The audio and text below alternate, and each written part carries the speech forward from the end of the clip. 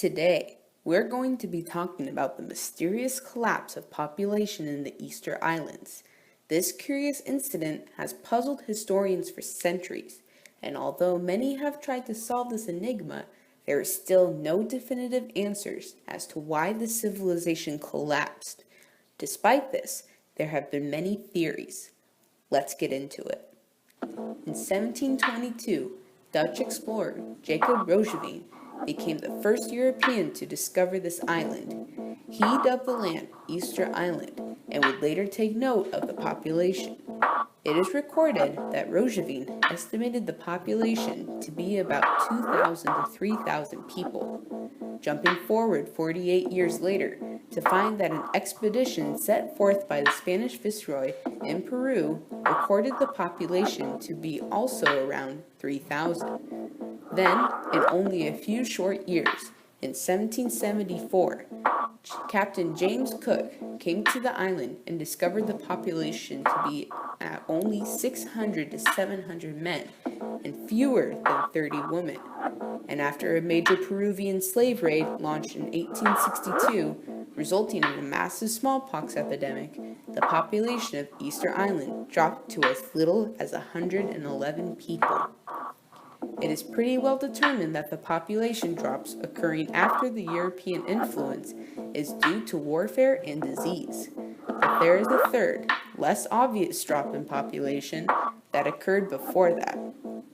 Archaeologists speculate that before Roggeveen came to Easter Island in 1722, the population was as high as 10,000 to 12,000 people. Little is known about why the population took such a drastic turn. That being said, let's get into the theories. The first theory was widely popularized in 2005 in the book Collapse: How Societies Choose to Fail or Succeed. It maintained that the population dropped so quickly because of ecocide, or, in other words, mass depletion of resources during the construction of the Moai.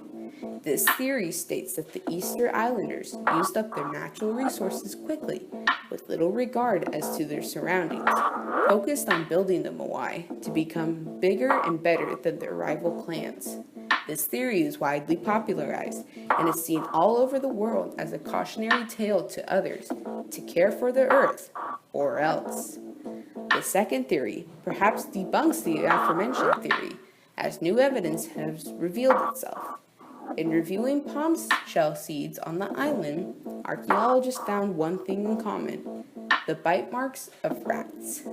Thousands of rat bones have been discovered all over the island, so people speculate that the cause of the demise of so many Easter Islanders was not deforestation caused by carelessness, but deforestation caused by rats.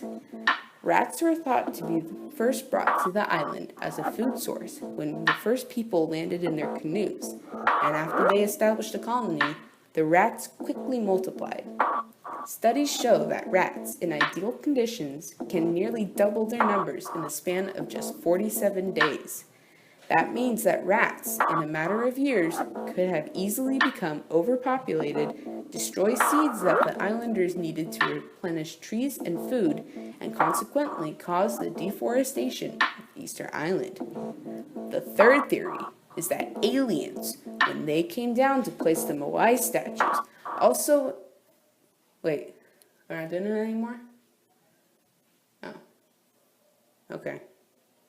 The fourth and final theory is that the people of Easter Island killed themselves in violent wars between tribes, but this is unlikely, since a war on that scale would not have been able to wipe out as big of a population chunk that was in the previous years before European influence. What do you think? Was this population decrease the cause of careless human behavior? Did a single species of rodent somehow manage to wipe out a huge piece of the Easter Island people? Or was it perhaps something extraterrestrial? Through the years of European influence, it is clear that the population decrease was a direct result of smallpox becoming introduced to the island. But as to the massive decrease of people on the island before European influence, that mystery today, and perhaps for always, will remain unsolved.